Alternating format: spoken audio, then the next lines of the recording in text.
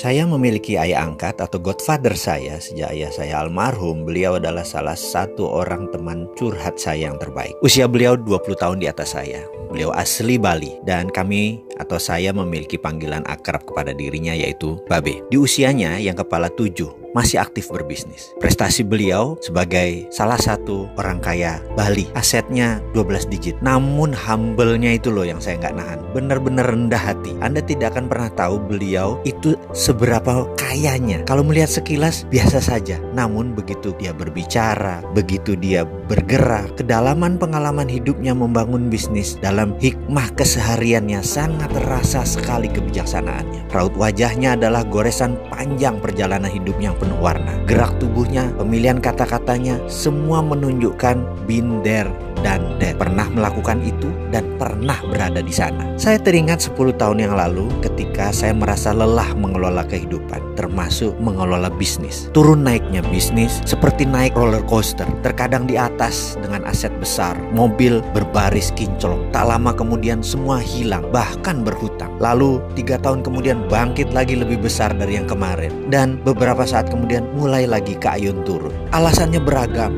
mulai dari perubahan demand, perubahan peraturan pemerintah, naiknya harga bahan baku gila-gilaan, sampai manajemen yang terlalu cepat tumbuh sehingga tidak siap menghadapi winter atau musim badai. Itulah belasan tahun saya berbisnis. Saya tidak pernah mengatakan saya ini pakar bisnis. Sampailah dalam kelelahan saya, akhirnya saya memilih untuk menemui bapak angkat saya, mentor saya dan mitra bisnis saya ini. Kantornya cukup tua, sudah lebih dari 30 tahun namun asri. Di belakangnya ada taman yang sering dia pakai untuk rokokan atau jagongan, ngobrol-ngobrol ringan di sore hari. Memiliki luas 4.000 meter di tengah Kebayoran Baru dan hanya berjarak 500 meter dari SCBD, Central Business District. Yang saya tahu bayar pajak PBB-nya mahal sekali. Setiap tahun dia membayar sekitar 1 mobil Innova hanya untuk bayar PBB. Tapi dia bisa bayar, itu yang lebih penting. Saya pun sore itu duduk di samping beliau di meja kayu panjang di taman tersebut dan bertanya, "Be, apa resep untuk sukses?" Ternyata dia diam saja, hanya menatap mata saya lalu menyedot rokok favorit. Mendapat respon begitu, saya tanya ulang lagi, "Be,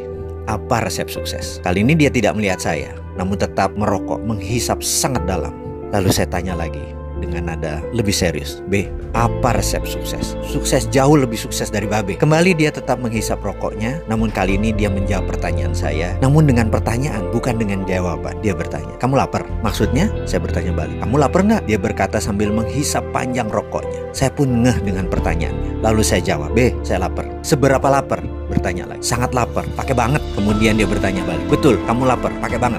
"Iya," saya jawab cepat. Lalu dia berkata, "Kalau kamu lapar banget, sangat lapar, maka kamu tidak perlu penjelasan. Kamu nggak perlu ilmu, kamu nggak perlu saya. Kamu pasti tahu cara cari makan. Bahkan di agama kamu yang Islam itu, kamu diajarkan lapar, menahannya, dan bermain dengan lapar. Itu hikmahnya dalam. Jadi kalau kamu benar-benar lapar, sangat lapar seperti saya dulu, kamu pasti tahu jalan untuk cari makan." Setelah itu dia terdiam. Saya pun terdiam panjang dengan perkataannya. Rupanya kenyang itu membuat manusia berhenti bergerak. Sementara kalau lapar, mendadak kita menjadi manusia yang tidak terhingga. Infinite being. Stay hungry, stay foolish. Ini mungkin salah satu hikmahnya.